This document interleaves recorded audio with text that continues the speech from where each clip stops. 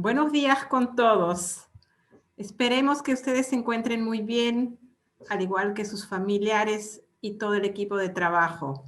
Hoy presentamos el segundo webinar del 2021 y en esta oportunidad compartiremos un espacio muy valioso con nuestro socio premium TGS Sarrio y Asociados para tratar un tema sobre precios de transferencia, test de beneficio y transacciones con vinculados.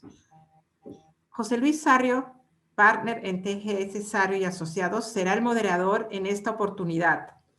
Además, contaremos con las exposiciones de Joseph Dujmovic, Tax and Legal Manager en TGS Sarrio y Asociados, y Jacqueline Bartolo, Tax and Legal Consultant en TGS Sarrio y Asociados, quienes nos ayudarán a conocer los principales conceptos asociados al test de beneficio, cómo debe aplicarse y documentarse según lo establecido por la SUNAT. Agradecemos también a nuestros socios premium por su valioso y constante apoyo y a las actividades de nuestra Cámara y a todos nuestros asociados por siempre sumarse a nuestras iniciativas y actividades. Gracias por su participación. José Luis, adelante, te cedo la palabra. Muchas gracias, Corín. Te agradezco mucho a ti, a Pierina, a todas las personas de la Cámara de Suiza en el Perú, Cámara de Comercio Suiza en el Perú. Una breve reseña de nosotros como firma para las personas que todavía no nos conocen. Somos una firma que fue establecida en el 79, ya tenemos 41 años, este año cumplimos 42 años en el mercado peruano, pertenecemos a TGS en el mundo, también una de las firmas principales de auditoría, que estamos en 57 países y somos alrededor de casi 5.000 profesionales. Siguiente, por favor. Hemos sido galardonados actualmente con diferentes premios de impuestos y de precio de transferencia, también en Leaders League, y somos parte de Ethics, y se estima más o menos que somos la sexta firma en el mercado peruano actualmente en servicios de auditoría, consultoría, impuestos, legales, outsourcing y demás. Somos 150 colaboradores y nuestra idea es poder darles un soporte integral, ya sea por un servicio específico o porque se requieren múltiples servicios para poder lograr sus objetivos. Ahí tiene nuestra página web y demás. Con respecto a los expertos que van a presentar el día de hoy, tenemos a Jacqueline Bartolo. Ella es contadora pública colegiada y abogada con especialidad en Derecho Tributario. Ella también lidera nuestra práctica de compliance en la firma. Tiene una maestría, ahí pueden ver, digamos, sus especializaciones. Y la verdad que los clientes le aprecian mucho el alcance que se le puede dar, especialmente en ese tipo de servicios. En el caso de Joseph, nuestro líder de precio de transferencias, él es economista y ha hecho obviamente especialización en precio de transferencia y finanzas corporativas. Nosotros desde Perú realizamos estudios de precios de transferencias, no solamente para Perú, sino también para Chile, Colombia, Costa Rica, Argentina, Uruguay, Panamá, etc. Tenemos clientes, digamos, de la región. Todos los estudios se realizan desde acá con soporte de nuestras oficinas en diferentes partes del país. Siguiente. Así que sin más preámbulo, les dejo, por favor, le doy el pase a Joseph y a Jacqueline. Si es que los participantes desearan hacer preguntas, lo pueden hacer a través del Q&A que está ahí en el chat o en el mismo chat. No tienen que esperar al final para hacer las preguntas. Por favor, háganlas. El tema es bien interesante, el test de beneficio. Por favor, tómenlo en consideración. Gracias. Gracias, José Luis, por el pase. Bueno, en primer lugar, agradecer a la Cámara Suiza y a TGS por la invitación y tocar este tema. que realmente, bueno, justamente lo estamos tocando en esta presentación porque no hemos visto que en el mercado se hayan tratado ¿no? charlas diversas sobre el tema del test de beneficio, que ya está, bueno, varios años en la normativa peruana. Entonces, para empezar un poco a contextualizar el test de beneficio, tenemos una normativa actualmente de precio de transferencia, que, bueno, la mayoría seguramente los contadores, los gerentes financieros, en su mayoría nos están acompañando consultores en la materia, la conocen. Entonces, esta normativa, bueno, tiene más de 15 años en Perú, bueno, más de 30 años a nivel mundial. El test de beneficio específicamente trata a los gastos por servicios con vinculadas, ¿no? La normativa de precio de transferencia trata a cualquier tipo de transacción, ¿no? Venta de mercaderías, ¿no? Financiamiento, regalías, etc. Pero el test de beneficio específicamente es de aplicación a los gastos que registran los contribuyentes por servicios con vinculadas, ¿no? Por ejemplo, los gastos con la matriz o, bueno, gastos con diferentes empresas del grupo. Entonces, como parte de esto, hay una normativa de precio de transferencia que indica que las transacciones entre partes vinculadas tienen que ser a precio de mercado. ¿Cuál es el precio de mercado? En resumen, es el precio que pactarían o acordarían terceros independientes, ¿no? En situaciones comparables. Entonces, bajo esa premisa, se ahonda un poco más en cuál es el tratamiento para los servicios. Porque, digamos, en la venta de bienes, por ejemplo, ¿no? Es más sencillo, pues, bueno, obviamente es tangible, identificar, ¿no? Que existe el bien, ¿no? Que se transó. Pero en el caso de los servicios, bueno, la SUNAT, por recomendaciones también de la OCDE y otros organismos internacionales, han detectado que las empresas o los contribuyentes usan ese mecanismo para aumentar sus gastos, ¿no? Y por lo tanto reducir la base imponible en la jurisdicción, que en este caso, bueno, estamos hablando específicamente de Perú, pero bueno, aplica también a otros países, porque la normativa es similar, digamos, y está basada en la directrices de la OCDE. Entonces, ya para entrar en el tema, digamos, central de la presentación, hay diferentes componentes para el test de beneficio. Pero esto, bueno, se encuentra enmarcado específicamente en el inciso I del artículo 32A de la Ley de Impuesto a la Renta. Y bueno, y obviamente su reglamento, ¿no? Que ya da unas pautas un poco más detalladas de cómo tratarlo.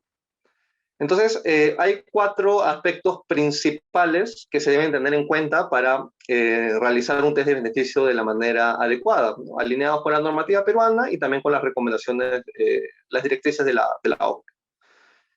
Por un lado, hay un test de necesidad. ¿Qué trata este test de necesidad? Básicamente, el contribuyente tiene que sustentarle a la administración tributaria por qué necesita ese servicio, o sea, para qué lo requiere, cuál va a ser el uso, ¿no? Que le va a dar dentro de la organización. Entonces, esto se tiene, bueno, obviamente que sustentar con información que sea fiable y con documentación, también que pueda ser sustento, soporte del gasto que finalmente se registra. Exacto, José. Muy buenos días, Bartolo. Es un gusto saludarlos. Complementando las ideas de Joseph, el test de necesidad es una introducción nueva dentro de la normativa del artículo 32-A, inciso I, complementado con el reglamento, que también ha sido introducido a partir del año 2019 en aplicación adelante. El test de necesidad antes no estaba descrito dentro de la normativa peruana. En la jurisprudencia que tenemos actualmente de la sentencia 2579-2010, que es una sentencia del Poder Judicial de Lima, la SUNAT orienta el tema de los gastos intercompany con la documentación fehaciente, con causalidad, y que ese concepto se alinea mucho con el test de necesidad, la necesidad de adquirir un gasto, un servicio, para mejorar y optimizar el proceso productivo, de gestión o administrativo, y que va de la mano de cierta manera con los principios de causalidad y fehaciencia documentaria. Sí, sí, muy interesante y el enfoque de Jacqueline sobre todo porque, a ver, esta normativa de precio de transferencia que está dentro, bueno, el test de beneficio está dentro de la normativa de precio de transferencia, a ver, hay que valorar las transacciones. Por eso que comúnmente estos temas lo ven, bueno, economistas generalmente, ¿no? Porque hay, un tema, hay que aplicar métodos para llegar a un valor de la operación. Pero también todo esto tiene que estar soportado en un enfoque o en las reglas tributarias y legales, que justamente de esa manera tiene que concatenar, ¿no?, la información. O sea, por un lado, valorar correctamente de acuerdo a la norma y las directrices de la OCDE, pero tiene que haber, ¿no?, un sustento tributario, legal, y bueno, obviamente la jurisprudencia que también marca precedentes para cómo las compañías deben de realizar correctamente el tratamiento de los gastos con vinculada. Bueno, eso referente al test de necesidad, y el test de duplicidad es otro aspecto bastante interesante, porque ¿qué es lo que se busca acá que cumplan los contribuyentes? O sea, que no dupliquen el mismo tipo de servicio, ¿no? Y finalmente el gasto. Porque ¿qué puede pasar, no? Una empresa tiene su equipo contable, ¿no? Podría tener un personal contable interno, pero a su vez también puede recibir algún servicio contable del exterior, ¿no? Como de la matriz. Entonces, el mero hecho indica, bueno, esto sí ya remitiendo a la directriz de la OCDE, de que el concepto de las facturas diga, digamos, una misma descripción, no quiere decir que hay una duplicidad del servicio, porque puede ser que el servicio contable, digamos, local, es para ver temas generales, ¿no? Pero el servicio, digamos, del exterior es un tema más especializado, ¿no? Con un enfoque de repente de NIF, qué sé yo, ¿no? Entonces, eso tiene que ser revisado de una manera detallada para que la empresa pueda sustentar que efectivamente no está duplicando el gasto por servicio.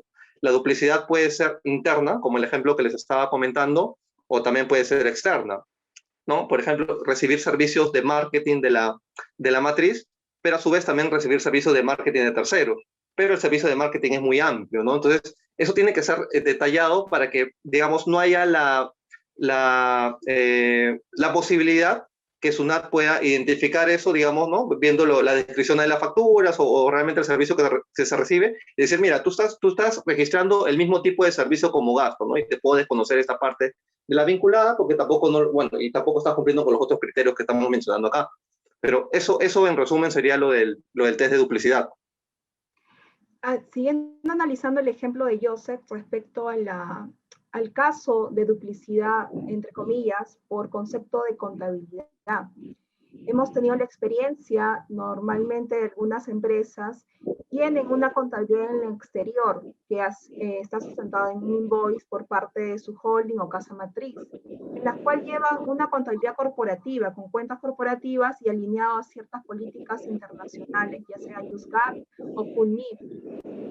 Pero también contratan un servicio de contabilidad outsourcing local o tienen in-house un equipo contable, con la finalidad de conllevar las exigencias legales tributarias a nivel local, como son los libros contables, tributarios, declaraciones mensuales, etc. En un primer momento, ante una susceptible fiscalización, cualquier auditor de SUNAT podría entender que se tratase de una duplicidad de servicios a tener solamente la descripción de forma similar. Como bien ha dicho Joseph, eso no sería suficiente, porque el análisis se tiene que hacer de forma más profunda. Es por eso que recomendamos también a los equipos contables y las gerencias escribir de forma taxativa, ya sea en directivas internas, memorándum o adendas de contratos, y las actividades específicas que hacen cada uno, con la finalidad de ante una fiscalización poder sustentar que no existe una duplicidad de servicios. Correcto, sí. Bueno, eso por el test de duplicidad. El test del costo-beneficio también es otro de los aspectos que hay que considerar ¿no?, dentro del test de beneficio total.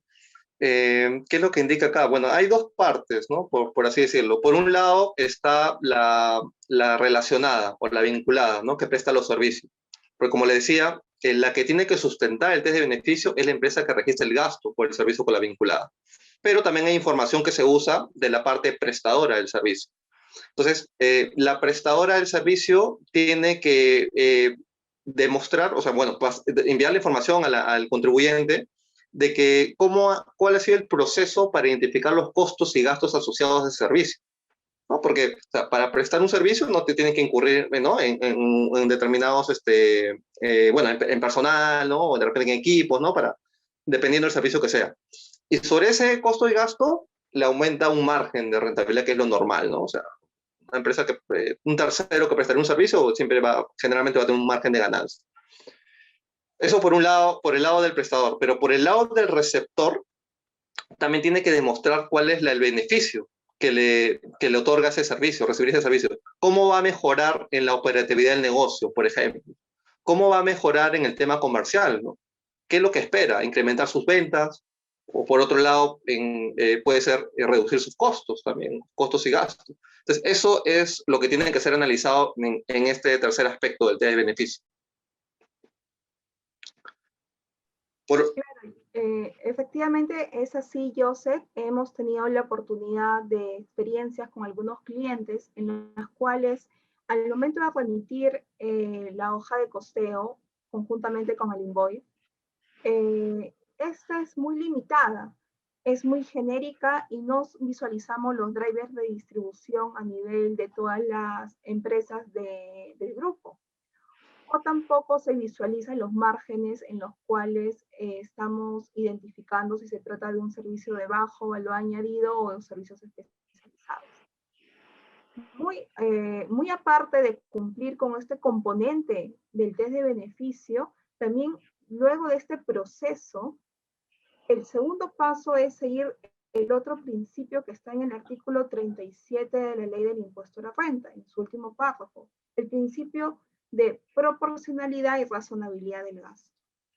Hemos tenido la experiencia de cuando una empresa es relativamente muy joven, el equipo de colaboradores es muy reducido y normalmente la holding o la matriz le remiten facturas del exterior con importes muy considerables que pueden representar el 15-10% de sus ventas. Y es ahí donde SUNAT podría también evaluar eso, que ese punto escapa del test de costo-beneficio, sino ya hablamos de la razonabilidad del gasto respecto a las ventas.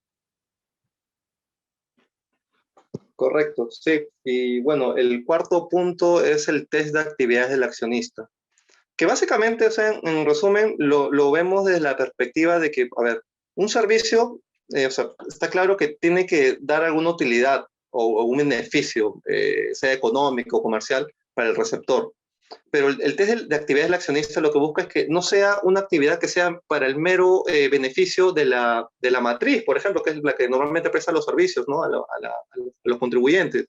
Y bueno, y le cargue el gasto a la empresa y realmente no recibe ningún beneficio por ese gasto que está registrando.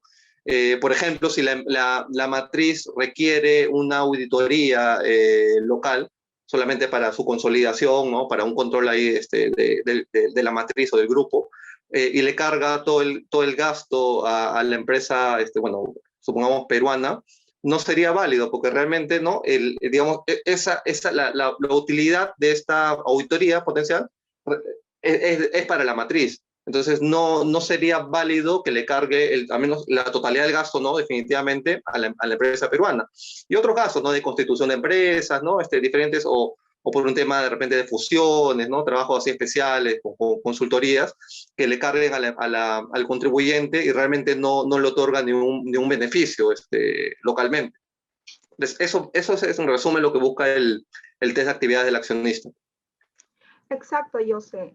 Siguiendo con el ejemplo preliminar de la sentencia 2579-2010 Lima del Poder Judicial, no obstante que evaluó el test de necesidad desde el punto de vista de ciencia y causalidad, analizó específicamente los gastos de actividades realizadas por la casa matriz, por temas de reestructuración de la organización, por temas de evaluación de los estados financieros. Es decir, la empresa local peruana remitía la información que su matriz, al ser accionista, se solicita para poder gestionar su deber como tal. Sin embargo, ese proceso de análisis de estados financieros, procesos de constitución de las actas de junta de accionistas, relacionados íntegramente a su labor como tal, como inversor, fueron refacturados a la empresa local, siendo en ese momento adicionados por el fisco, y también en el Poder Judicial se rectifica esa postura, ¿no? Como no deducible. Jacqueline, una persona está preguntando si podrías repetir el número de sentencia. Claro, es la sentencia 2579-2010 Lima. Perfecto.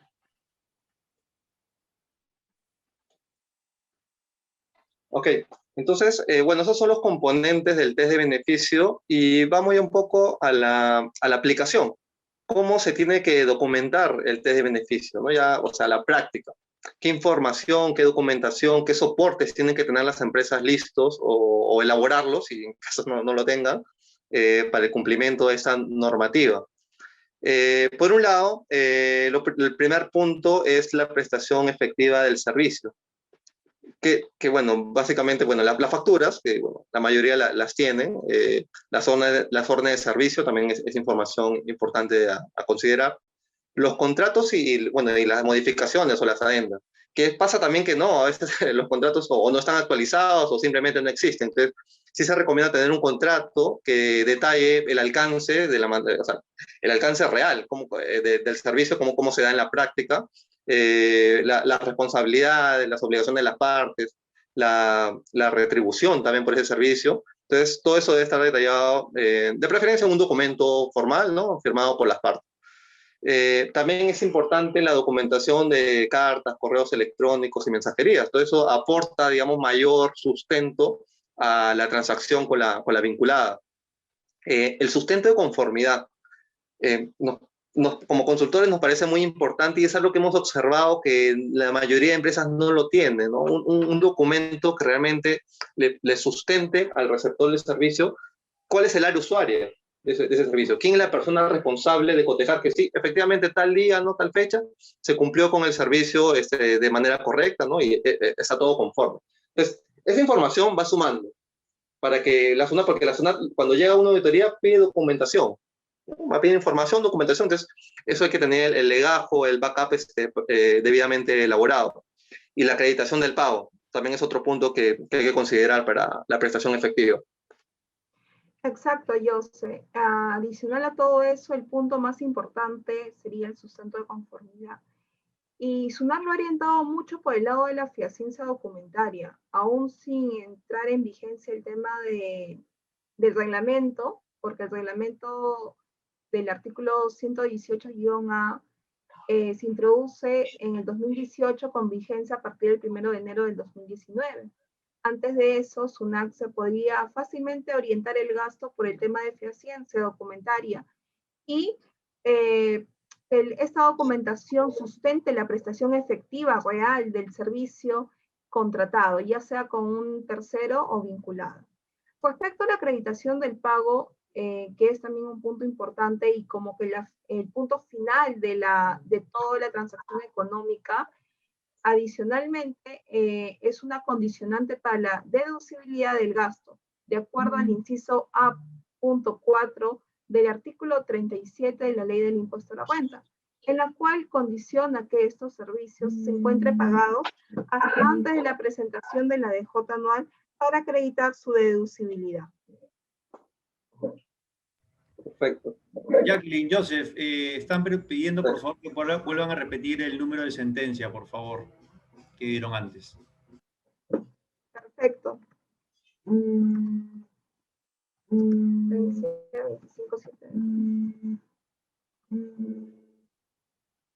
sé si se puede visualizar dentro de del chat. Pero es solamente para los panelistas. Ok. Dice sentencia 2579-2010 Lima. Sí, exacto. Sí. Ok. El otro punto para el tema de la documentación es la naturaleza del servicio, que en resumen es tener claro de qué trata el servicio, caracterizar el servicio. Nos ha pasado con algunas asesorías, consultorías que hemos dado a clientes, que tampoco tienen claro cuál es el servicio que está recibiendo la vinculada, cuál es el alcance, qué áreas está cubriendo. Entonces, ¿por qué es importante la naturaleza y bueno, la caracterización del servicio? Porque dependiendo el tipo de servicio que se está registrando o se está dando, ¿no?, con la vinculada, va a depender la metodología que se va a aplicar. Para la evaluación de precio de transferencia, ya hablando de manera general, ¿no?, servicios y otras transacciones, hay métodos. Bueno, actualmente hay 6 métodos de precio de transferencia. Y dependiendo del tipo de operación, y bueno, y hay otras variables también, pero mucho va a influir el tipo de operación, se va a seleccionar el método a aplicar, que puede ser un método de precios, puede ser un método de márgenes brutos, de márgenes operativos, etc. Entonces, esta parte es importante tenerla clara, o sea, tener claro cuál es el servicio que se está registrando. Y otra cosa, no combinar diferentes servicios, que también nos ha pasado. Clientes, ¿no?, que meten el servicio de nómina con el servicio de marketing, un servicio administrativo, que ahorita les voy a comentar, que es de bajo valor añadido, y servicio de gerenciamiento. Entonces, mezclan diferentes servicios que tendrían la característica de bajo valor añadido, que hay una restricción específica en la norma del test de beneficio, con servicios que no lo son.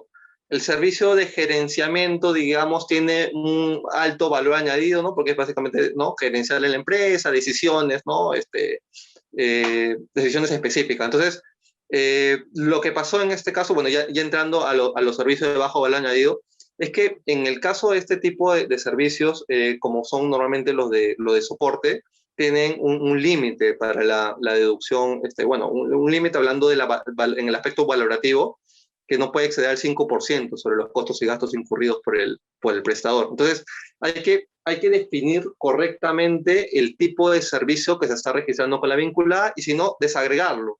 No mezclar todo en una bolsa diferentes servicios que tienen diferentes características, o el proceso para digamos, prestarlo por la parte vinculada es diferente, y bueno, y por lo tanto va a requerir una metodología distinta en cada uno de los tipos. Exacto, José. Es un tema que también hemos visto en algunas oportunidades, el tema de la uniformidad de los criterios respecto al método elegido. Como parte del equipo de Tax and Legal y conjuntamente con el equipo de implementación de normas de información financiera, con la llegada de la CINIS 23, hemos tenido la oportunidad de evaluar ese punto, conjuntamente con Joseph, dentro de la evaluación de las transacciones con partes vinculadas, para identificar cualquier susceptible interpretación diferente por parte de la administración tributaria referente a un gasto. En ese proceso hemos podido hacer lectura de los diferentes estudios de precios de transferencia a lo largo de los años abiertos a fiscalización. En ese proceso hemos identificado que durante esos 5 años, que normalmente son los que están abiertos a fiscalización,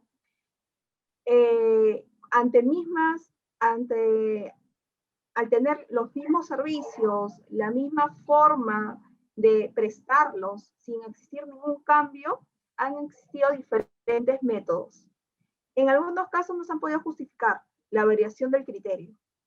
En otros casos ha sido una recomendación para la gerencia a fin de que puedan sustentarlo y ante una posible fiscalización.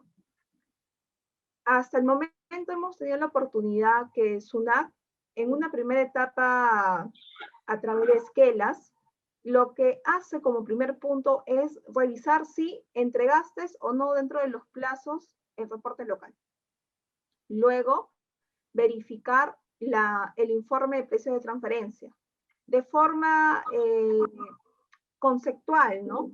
Evaluando si tiene las partes requeridas, en las cuales una de ellas es la opción del método y el sustento de la misma.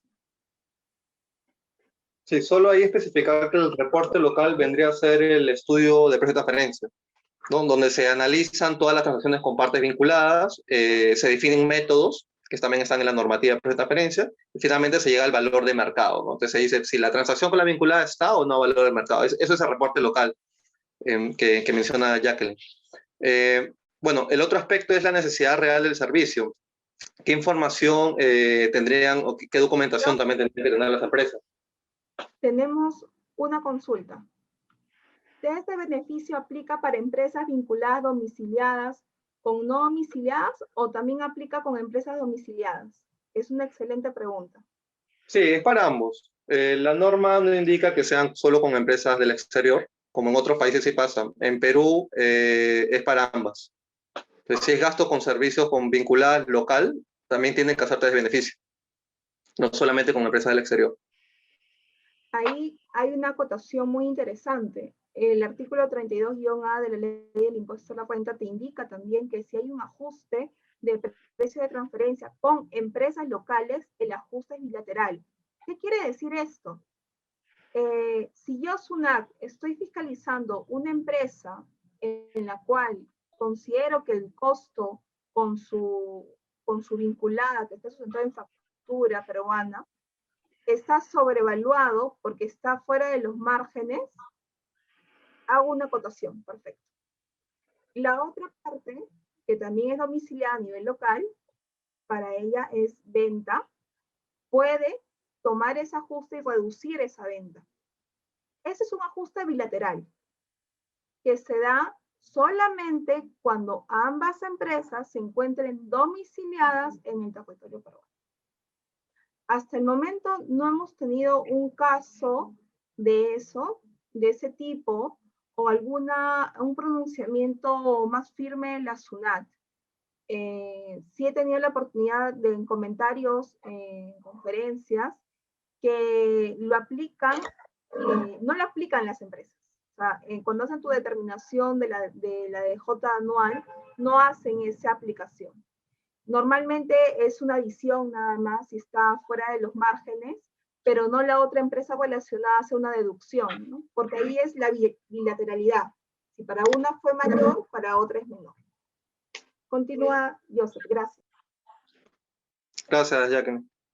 Bueno, como le decía, la necesidad real del servicio, en este caso, bueno, la empresa tendría que sustentar también por qué no lo puede generar internamente, ¿no? Hace un rato le mencionaba los servicios contables, ¿no? Si la empresa tiene personal contable o tiene un contador, ¿por qué el servicio que registra con la vinculada exterior, ¿no? O sea, ¿por qué lo requiere? O sea, ¿por qué no lo hace con el personal con el que cuenta? Entonces, ahí tiene que especificar lo que les había comentado hace un momento, ¿no? Que es un servicio especializado, ¿no? Que, ¿no? Mejoras en tales aspectos, porque los servicios son bastante amplios. Ahora sobre todo con la especialización que hay, es un nivel bastante elevado. Evaluación de potenciales proveedores no vinculados. Acá lo que tendría que sustentar el contribuyente, es decir, ¿por qué por qué le beneficia recibir ese servicio de su vinculada y no de un tercero? Habría que documentar también eso. Por ejemplo, con alguna cotización podría ser de un tercero. Esta información que va sumando, de todas maneras. El impacto del servicio en la operatividad del negocio, eso, bueno, lo comentamos también un poco en la diapositiva anterior. Es recibir ese servicio, cómo impactó, por ejemplo, las ventas de la empresa, a reducir ciertos costos o gastos, o cómo se planea que en los próximos años impacte el servicio. Eso puede ser, bueno, puede ser proyectado o también puede ser con información histórica, es un servicio que ya se está prestando durante varios años. Y bueno, y finalmente informes de resultados, o sea, con información financiera, la información contable, ¿no? Del estado de resultados o los balances, sustentar que realmente ese servicio tuvo un impacto, hablando en rentabilidad, por ejemplo. Entonces, eso más o menos es los puntos principales que tendrían que cubrir las empresas para sustentar la necesidad real del servicio. Exacto, Joseph. También considero que es un punto importante que complementa los dos puntos anteriores. En nuestra experiencia, no hemos podido que los clientes tengan ese nivel documentario o probatorio ante una fiscalización, una eventual fiscalización. Puesto que normalmente lo que sucede en el día a día es una constitución de una empresa local peruana y tiene inversión extranjera, y desde el primer momento les envían los invoices. Los invoices con los servicios por marketing, tecnología, publicidad, contabilidad, legal, etcétera, etcétera, etcétera. Y al ser tan rápido este proceso, no da chance a que la empresa pueda documentar. ¿Por qué opto por él y no opto por otra empresa? Puede ser uno, conocimiento del mercado, información confidencial, estructuras, tenemos las mismas directrices, mismas políticas, personal altamente calificado, porque tenemos a nivel corporativo un perfil del personal, ¿no? Tenemos información altamente confidencial que no puede ser tratada por un tercero, tenemos contratos con un Estado y por temas de seguridad no puede ser divulgada a un tercero. Y toda esa información, todas esas razones o fundamentos que dan el hecho de que yo opte por tener un servicio con mi vinculada y no con un tercero, suman un proceso probatorio ante una susceptible fiscalización. Sí, y otro tema que también no lo había mencionado es, bueno, creo que es lo principal, las sinergias que aportan pertenecer a un grupo multinacional. Es un tema también importante. Por eso que generalmente se reciben los avisos de la matriz o una empresa de grupo, que es la especializada en esa parte. Hay empresas centralizadas que prestan servicios para todo el grupo, entonces tienen un alto nivel de los conocimientos, de todo el know-how que ha ido adquiriendo el grupo, ¿no? con los años. Entonces eso se lo transmite a los integrantes. Entonces esos aspectos hay que explicarlos en el test de beneficio. El cuarto punto ya es la parte de cómo estos costos y gastos incurridos por el prestador se le asignan al contribuyente, que también hay un margen ahí de rentabilidad, pero sobre todo esta separación o ese traslado de costos y gastos de la vinculada tienen que ser realizados bajo criterios razonables. ¿No? En lo que le llaman bajo los drivers, como le llaman, o cuentas de asignación. Entonces, como le decía, si se ha caracterizado adecuadamente el servicio, va a ser mucho más sencillo identificar el driver adecuado. Por ejemplo, hablando de servicio de nómina, un driver adecuado para hacer la distribución de los gastos entre las empresas del grupo sería el número de personal o de trabajadores que tiene cada empresa. Bajo esa premisa puede hacer la repartición o el prorrateo de los gastos entre las empresas del grupo. En el caso de los servicios de TI o de tecnología, la tecnología y la información, un driver adecuado podría ser la cantidad de usuarios que tiene cada empresa o los computadores, ¿no? Dependiendo también la característica específica. Entonces, cada tipo de servicio tiene que ser caracterizado adecuadamente para que también el driver de asignación del gasto, ¿no? sea el óptimo. Y bueno, y finalmente hay un margen de ganancia. Después que se han identificado estos costos y gastos incurridos por el prestador, hay que aplicarle un margen de ganancia que también tiene que ser demarcado. Entonces, eso normalmente se sustenta con comparables. Exacto, José. También es un punto importante porque es ahí donde la SUNAT, ante una susceptible fiscalización, va a ser el primer documento que se ve y se evalúe. Se entiende que este costeo, este gasto va a estar reflejado en un invoice o una factura local, dependiendo de dónde se encuentre domiciliada la vinculada, en la cual va a estar descrito la descripción del servicio conjuntamente con una hoja de costeo. Normalmente lo que siempre vemos día a día es que si el invoice dice 1 millón de soles, lo único hay un desagregado en la parte de atrás cuáles son los componentes de ese servicio, de forma general. No lo encontramos de forma desagregada, con el costo de hora hombre, más indicando el breve de distribución porque fue a nivel de toda la región latinoamericana. Se centraliza, digamos, el recurso de marketing en otro país para toda la región de Latinoamérica. ¿Y cómo se asigna cada uno? Un driver podría ser el índice de ventas, ¿no? Cómo impactó este gasto de publicidad a nivel de toda la región y se evidencia con el índice de ventas y se va distribuyendo a lo largo del año a través de los invoices. Y obviamente la vinculada te va a cobrar un margen de ganancia, que puede optarse dentro del 5% si estamos hablando de servicios bajo valor añadido, o optar por otro porcentaje de margen de ganancia, el cual estamos hablando de servicios más especializados y que deberán estar sustentados en un estudio de transferencia o un estudio de banco. Sí, y justamente, bueno, los servicios de bajo valor añadido, sí queríamos hablar un poco ahí más detalladamente, porque sí tienen algunas particularidades.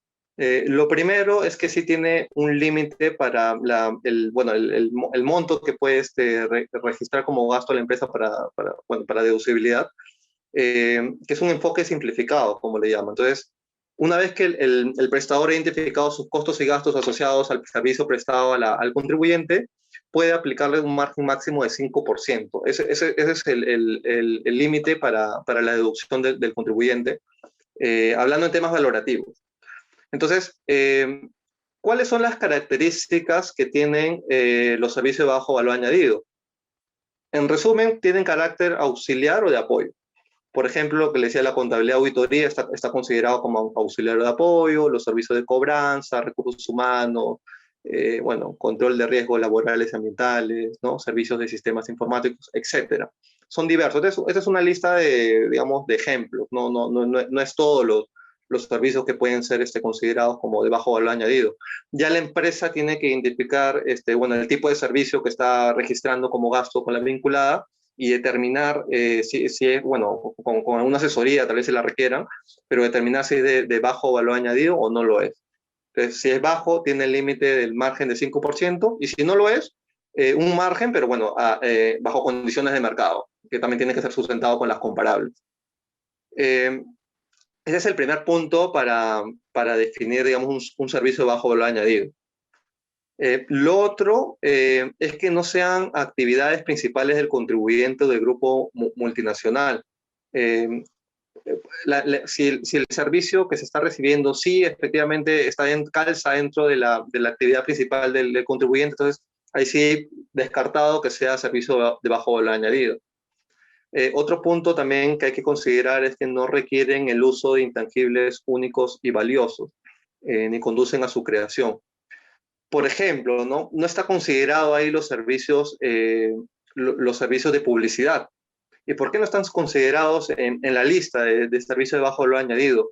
Porque normalmente la publicidad conduce a la generación de intangibles, como la marca. Entonces, si el servicio que está recibiendo la vinculada sí te conduce a la generación de un intangible importante, la marca es pues, uno de los intangibles más importantes que hay en el mercado. Entonces, ese servicio no puede ser considerado como bajo valor añadido. Entonces, por lo tanto, no le va a aplicar este límite del 5%.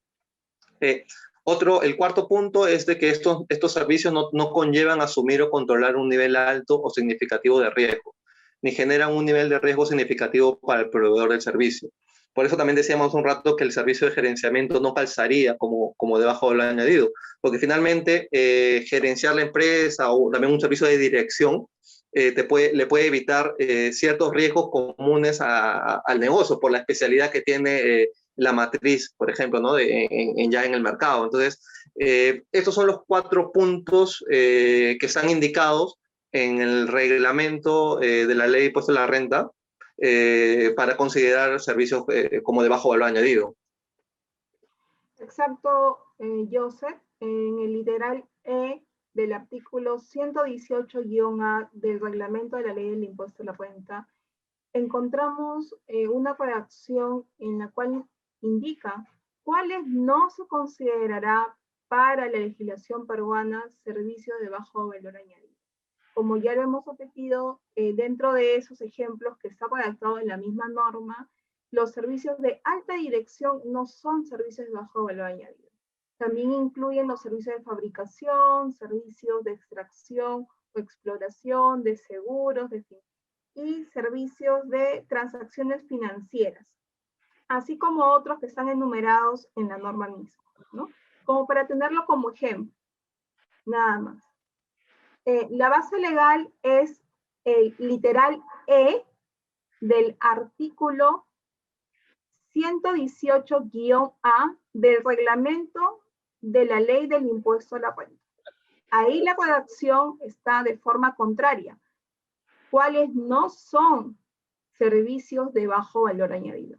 Los ejemplos descritos acá son obtenidos de la guía OCDET, como unos ejemplos, como cuáles serían los servicios de bajo valor añadido. Sin embargo, se tiene que cumplir los 4 presupuestos de forma conjunta para hacer la evaluación.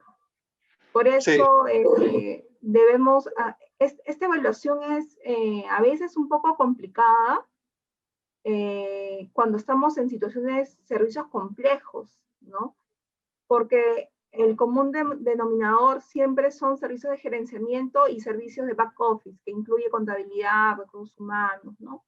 Pero si estamos ante otros servicios más especializados, es un poco ahí la complejidad tanto del equipo de los asesores internos o externos, conjuntamente con la empresa, determinar cuál es la orientación y cuál sería la teoría del caso para orientes de servicio, de bajo valor añadido o especializado. Hasta antes del 2019, porque este cambio se introduce en el 2018, pero vigencia es a partir del 2019, como que los contribuyentes no lo tenían clara, aun cuando estaban en las guías, ¿no?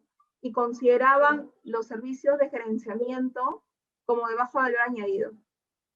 No sé si nos podrías complementar ahí, Joseph, si has tenido un caso similar hace unos años, hace 2017, 18, antes del cambio normativo. Sí, bueno, en primer lugar estaba, bueno, antes de que se publique el reglamento, estaba vigente el inciso I de la Ley de Impuesto a la Renta, ¿no? El artículo 32A. Ahí estaba detallado, bueno, están detallados estos cuatro presupuestos que tienen que cumplir las empresas. Y posteriormente vino el reglamento que ya dio un poco más de luz de cuál es el tratamiento para los servicios de bajo valor añadido. Sí, efectivamente, ¿no? Hemos visto algunos, bueno, he visto un par de casos, ¿no? En particular, donde el cliente tenía la documentación, tenía los contratos, ¿no? Toda la información que hemos hablado hace un rato, pero tenía mezclados los servicios de gerenciamiento con servicios administrativos o de apoyo, con el servicio de nómina. Entonces, o sea, seguía el método de precio de transferencia, pero juntando todos estos servicios en una sola bolsa, y ahí le aplicaba el margen. Entonces, esa no era la manera correcta, porque por un lado, el servicio de gerenciamiento, ¿no? Bueno, tiene sus costos y gastos asociados, pero ese margen de ganancia para el prestador tiene que ser a valor del mercado, pero no le aplica el límite del 5%, como sí le aplicaba a la otra parte, que eran servicios de apoyo, servicios administrativos. Entonces, en ese caso, sí tenían que identificarlos y aplicarle el límite del 5% sobre costos y gastos. Entonces, por eso que le vuelvo a mencionar o les indicamos de que es importante la caracterización, porque de ahí va a partir cómo vas a valorar la operación con los métodos de precio de transferencia. Entonces, por un lado, servicios de bajo valor añadido tienen el límite del 5% sobre costos y gastos, y los que no sean servicios de bajo valor añadido, se puede aplicar cualquiera de los métodos de precio de transferencia, y bueno, obviamente, pero también a precios de mercado, pero digamos, tienen tratamientos diferentes.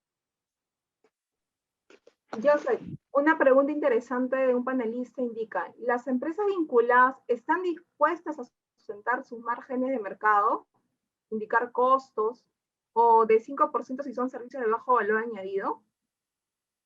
Perdón, ya que no te escuché bien, por favor, ¿me podrías repetir? Ok. ¿Las empresas vinculadas están dispuestas a sustentar sus márgenes de mercado, indicar sus costos, o del 5% si son servicios de bajo valor añadido?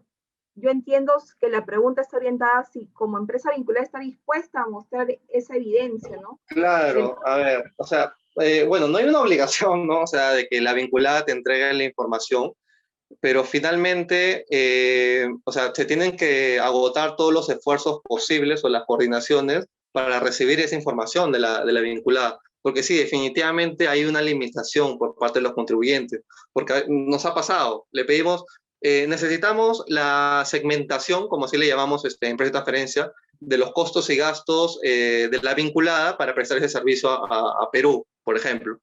Me dice, no, le he solicitado, ¿no? a la matriz y no me envían la información. Entonces sí, o sea, bueno, lamentablemente ellos no tienen la obligación de pasarlo, pero ese es el escenario ideal. Ahora existe todo este tema de intercambio de información entre autoridades tributarias. Por lo tanto, en un momento se espera de que también la SUNAT pueda recibir los estudios de transferencia de las empresas del exterior. Entonces, ¿cuál es la forma correcta de valorar una transacción? Analizarla individualmente o segmentadamente. Entonces, la empresa del exterior también tiene que haberla valorado o la matriz de manera segmentada. Entonces, ellos tienen que haber brindado esa información a su administración tributaria, ¿no? de la jurisdicción a la que pertenecen. Entonces, realmente la deberían tener, pero bueno, habría que explorar las razones por las que no la quieren proporcionar. Si finalmente se agotan los esfuerzos y no se puede conseguir la información, se puede recurrir a otro método. Por ejemplo, los métodos globales. Un método global común es el analizar el margen operativo, ¿no? De acuerdo al estado de resultados de la empresa en el periodo, y ver si ese margen operativo está dentro de los parámetros del mercado. Entonces, hay otras opciones, pero sí hay orden de prelación para aplicar los métodos. Siempre es mejor analizarlo de manera segmentada, revisar el precio o revisar el margen de la operación.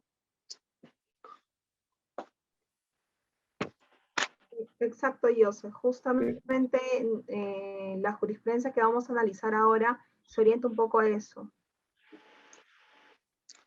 Bueno, sí, espero que haya respondido la pregunta, si no ahí nos escribe nuevamente por el chat. Y otro de los temas, bueno, ya eso es referente al test de beneficios, creo que hemos tocado los principales aspectos a considerar. Bueno, esta parte es sobre bueno, a finales del año pasado, la OCDE, que es justamente el organismo internacional que es usado como fuente de interpretación de la normativa de precio de transferencia en Perú y bueno, en la mayoría de países latinoamericanos, publicó unas recomendaciones complementarias a las directrices que tiene varios años para aplicar los métodos de precio de transferencia o valorar las transacciones convinculadas en tiempos de COVID, donde las circunstancias han sido atípicas, ¿no? Ha habido diferentes, bueno, algunos sectores han visto más perjudicados que otros. Entonces, ¿cómo sustentar eso ante futuras fiscalizaciones? Básicamente, el documento constó de 4 aspectos. Por un lado, el análisis de comparabilidad, que indica, o sea, para resumirlo, habitualmente en precio de transferencia se suele utilizar la información de comparables, que es la información de mercado, de 3 años, ¿no? Para evitar los efectos, ¿no? de los ciclos de negocio. Entonces, en resumen, la OCDE dice, bueno, como ha sido un año atípico el 2020 con el COVID, sería mejor que se considere la información financiera de los comparables precisamente de ese año, donde se puede evidenciar el efecto del COVID en el negocio al que perteneces y bueno, en la transacción que se está analizando. Entonces, eso es en resumen. Y bueno, y considerar otras circunstancias que pudieran haber afectado el ciclo normal del negocio también. Por otro lado, el otro capítulo de este complemento a las guías de precio de transferencia es la imputación de pérdidas y costes extraordinarios del COVID. Por ejemplo, tratándose de grupos multinacionales, ¿quién debería realmente de asumir las pérdidas dentro del grupo? Lo recomendable es que se mantenga la forma como se ha hecho históricamente. Si anteriormente ciertas empresas del grupo recibían la mayor parte de los beneficios, se espera que en una temporada mala, ¿no? Tal vez para algún negocio durante el COVID, también asuma esas pérdidas. Entonces, eso más o menos es mantener la lógica, solamente que aplicado a una circunstancia extraordinaria que se ha presentado. El otro punto, el tercer capítulo, es los programas públicos de ayuda o asistencia, cómo han impactado en la rentabilidad de los contribuyentes. Bueno, en Perú básicamente hubieron prórrogas para algunas declaraciones juradas, la declaración de renta, bueno, pero eso más aplicó para medianos contribuyentes, ¿no? A los grandes, a los corporativos no les aplicó finalmente. Pero otro tema sí fue, por ejemplo, lo de Reactiva Perú, que varias empresas se vieron beneficiadas.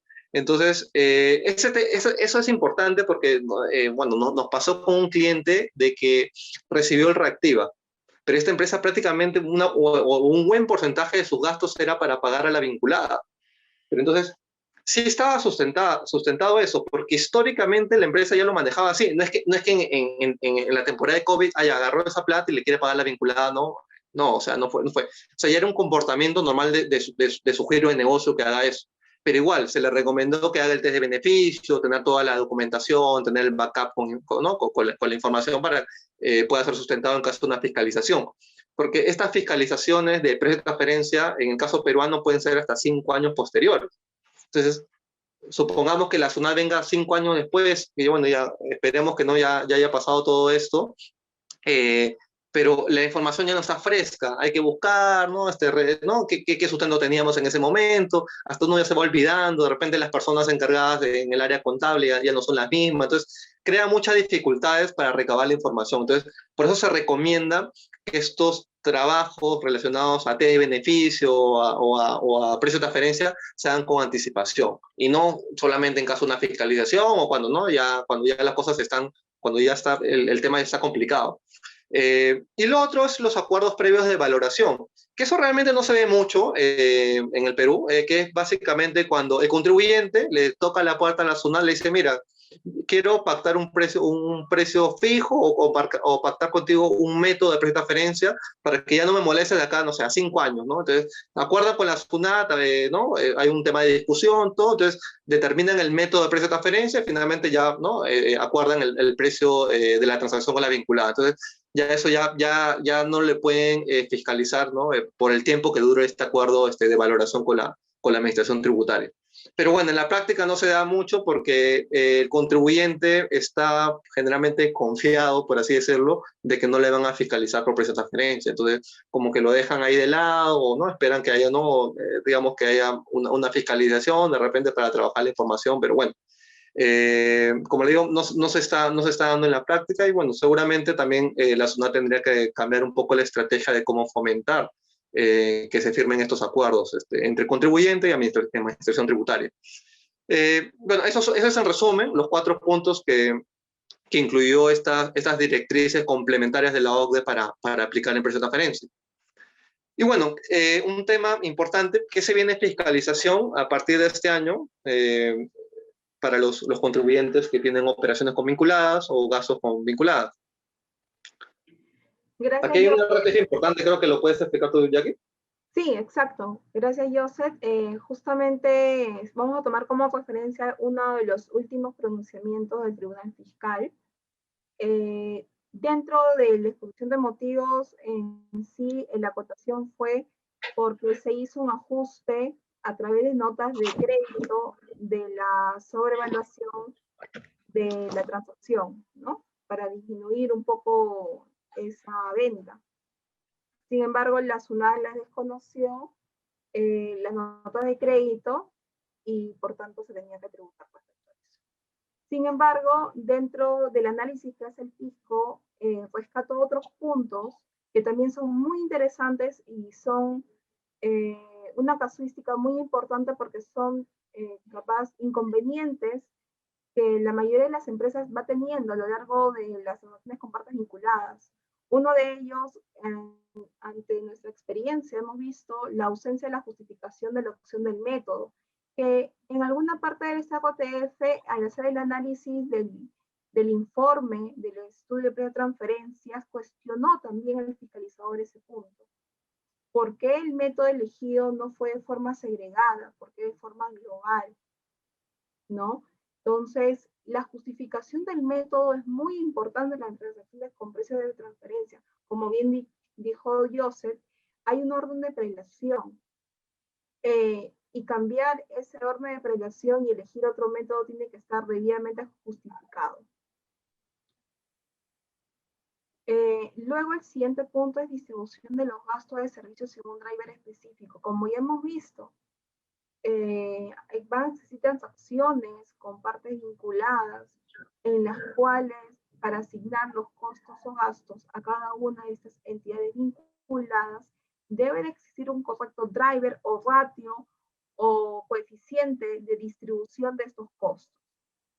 Índice de ventas, número de personal, número de tickets de usuarios en temas de TI, etcétera, ¿no? Ese criterio también tiene que estar bien sustentado por el área contable. Servicios de bajo valor añadido y especializados no desagregados. Como hemos ya comentado en la experiencia, encontramos invoice o contratos en los cuales se mezclan ambos conceptos, que contractualmente como empresa tienes la libertad de hacerlo. De eso no hay duda. Tenemos una libertad económica de poder negociar y crear actos jurídicos en los cuales el contenido, mientras que no esté prohibido, se pueda manifestar. Sin embargo, consideramos que para efectos probatorios y evitar susceptibles acotaciones innecesarias que a la larga le podría conllevar a la empresa a mayores gastos por asesorías, tener una planificación. Y dentro de esa planificación hay que verlo desde el punto de vista como orden. Orden para evitar multas. Orden para evitar susceptibles acotaciones por parte del fisco. Una separación de los servicios de bajo valor añadido con los servicios altamente especializados como gerenciamiento es un buen punto de inicio, ¿no? En facturas separadas, en informes de conformidad separados, en contratos separados, y que estén detallados de forma taxativa, clara y precisa cada una de las actividades que conforman ese servicio. Y también que los comparables que utilizó esta contribuyente no fueron considerados como válidos por parte de la administración tributaria, ¿no? En la firma utilizamos un sistema operativo, un software similar a la del fisco. ¿Podrías acotar ahí, por favor, Joseph? Sí, claro. A ver, sí, dos puntos quería comentar sobre lo que menciona. En primer lugar, lo de la ausencia de justificación del método de pretransferencia. Hemos observado en diversos estudios de pretransferencia que directamente van a aplicar el método y no justifican por qué han seleccionado ese método dentro de las seis opciones de métodos que hay para elegir. Entonces, eso es un punto muy importante. O sea, se tiene que justificar por qué estás aplicando ese método por encima de otros.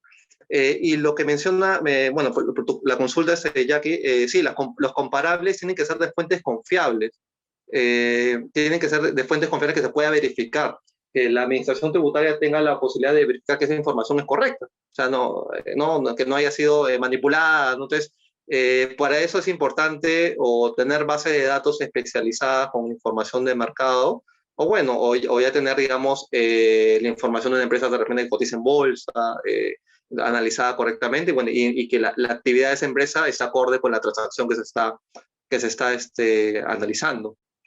Eso principalmente. Bueno, los otros puntos ya lo hemos tratado en el test de beneficio, pero esta RPG nos parece muy interesante porque resume muy bien los puntos que hemos hablado del test de beneficio y aparte otros criterios valorativos para precio de transferencia. Exacto, Joseph. Solamente para acotar la RTF, el reparo fue por notas de crédito, pero dentro del análisis del fiscalizador tomó estos puntos. Y una lectura muy interesante para el equipo contable tributario en temas de precio de transferencia. Sí, entonces, ¿cuál es la información y documentación que deberían tener las empresas o cuando le van a enviar a la SUNAT en el formato de declaraciones juradas informativas, como es lo normal, lo habitual que se realiza, bueno, para ciertos sujetos o ciertos contribuyentes? Por un lado, el reporte local, que ahí se resume, bueno, no se resume, sino se analizan las transacciones con partes vinculadas, y bueno, también ahí entran los paraísos fiscales, que tienen una consideración como si fueran partes vinculadas, al margen que no tengan accionistas en común. Entonces, esas operaciones tienen que ser valoradas y se tiene que determinar si fueron a precio de mercado. El reporte local aplica a los contribuyentes con ingresos mayores a 2.300 UITs. Y bueno, adicionalmente tienen que tener un monto de transacciones convinculadas que registrar que son 100 UITs para que les aplique esta declaración. Se presenta de manera anual, normalmente se presenta en junio de cada año, hablando de Perú. Tenemos otra declaración que es el reporte maestro, que esta declaración más tiene carácter cualitativo, donde se describe la estructura del grupo, del negocio, las políticas del grupo en cuanto a financiamiento, en cuanto al manejo de intangibles. Entonces, eso se detalla en esta declaración. Esta se aplica para contribuyentes con ingresos mayores a 20.000 UITs. y normalmente se presenta en octubre de cada año, respecto a la información del año anterior, igual que el reporte local. Y la otra declaración que, bueno, hace poco ha sido el vencimiento, es el reporte país por país. Esta es una declaración a nivel de grupo multinacional. En este reporte se detalla la distribución en todo el mundo de los beneficios del grupo. Y también se detalla las actividades económicas que realiza cada integrante. En este caso, aplica para los grupos multinacionales con ingresos consolidados globales mayores a 2.700 millones de soles o su equivalente a 750 millones de euros. También se presenta cada año hasta octubre. En esta oportunidad se presentó en algunos casos en enero porque hubo una prórroga de la SUNAT, pero lo habitual es que es en octubre de cada año. Bueno, entonces esas serían los tres niveles de documentación en cuanto a declaraciones juradas que hay actualmente en el Perú, pero también hay informes complementarios.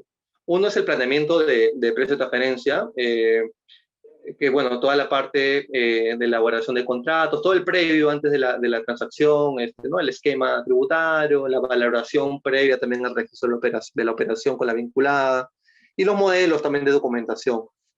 Como mencionaste hace un rato, que en esta empresa que hubo un ajuste, ¿no? Por notas de crédito, ¿no? ¿No, Jacqueline? Normalmente esto pasa porque no hay una correcta planificación de la operación de transferencia. Entonces, si eso se realiza, entonces no tendría por qué haber un ajuste a última hora que sea tan llamativo para la SUNAT, porque eso prácticamente le está abriendo las puertas o le está llamando la atención para que SUNAT diga, ¿no? Y vea, vea algo raro y pueda fiscalizar esa operación. Por eso, nosotros recomendamos de que las operaciones se revisen con anticipación, inclusive antes del registro contable. Entonces, esa es la manera más saludable. La otra manera podría ser antes también, pero de la DJ anual. Entonces, antes de la DJ anual, hacer una evaluación de las transacciones covinculadas, identificarlas, valorarlas y ver si hay un posible ajuste que podría realizar la SUNAT o identificar alguna contingencia para el contribuyente. Lo otro, bueno, que ya hemos hablado, ¿no? Bastante, es el test de beneficio, que bueno, esto aplica específicamente a los gastos por servicios covinculados, tanto locales como el exterior. Entonces hay que demostrar, bueno, todos los puntos que hablamos hace un momento. Y otro reporte es el estudio de rangos de mercado, que también nos piden mucho, que es valorar la operación que se va a realizar con la vinculada. ¿Cuál es el margen, por ejemplo, de mercado para un servicio X? ¿O cuál es la tasa de interés para un préstamo, ¿no? Con la vinculada. Entonces, eso también es uno de los reportes que cuenta como documentación complementaria ante una fiscalización.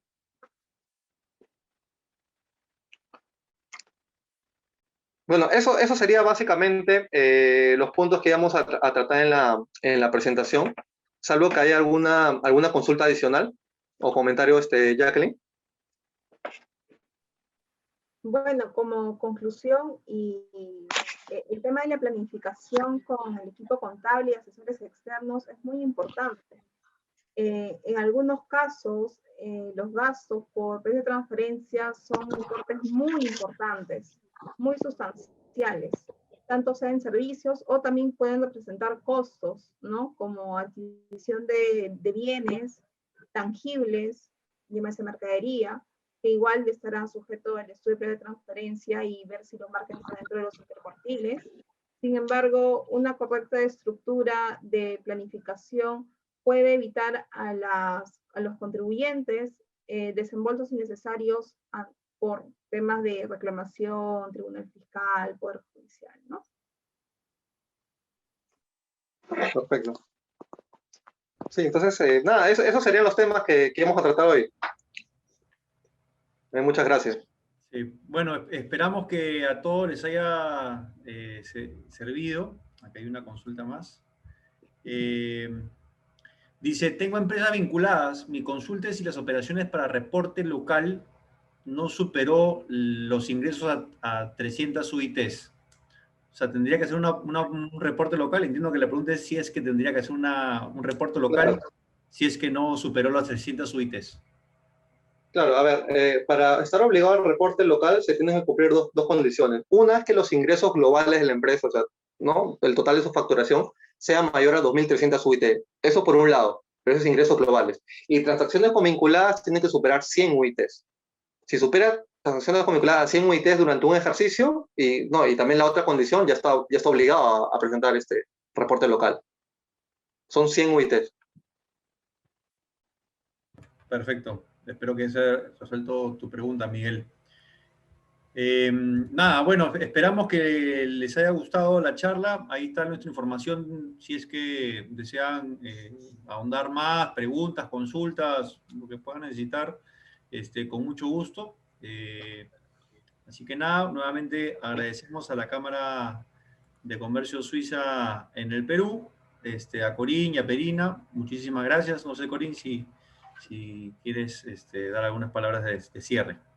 Sí, acá te he estado escuchando y escuchando pues a los excelentes expositores, agradecerles que nos brinden a todos nuestros socios y aliados, amigos, la posibilidad de estas interesantes informaciones que ustedes brindan.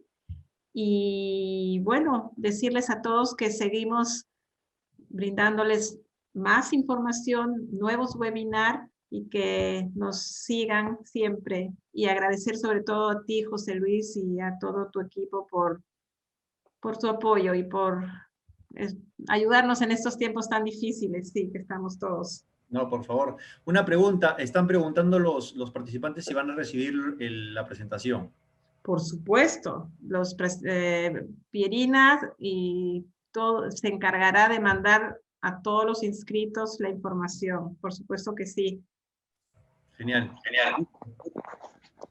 Gracias. Gracias a ustedes. Que tengan un buen día. Igualmente. Gracias. Hasta luego. Chao, chao. Adiós.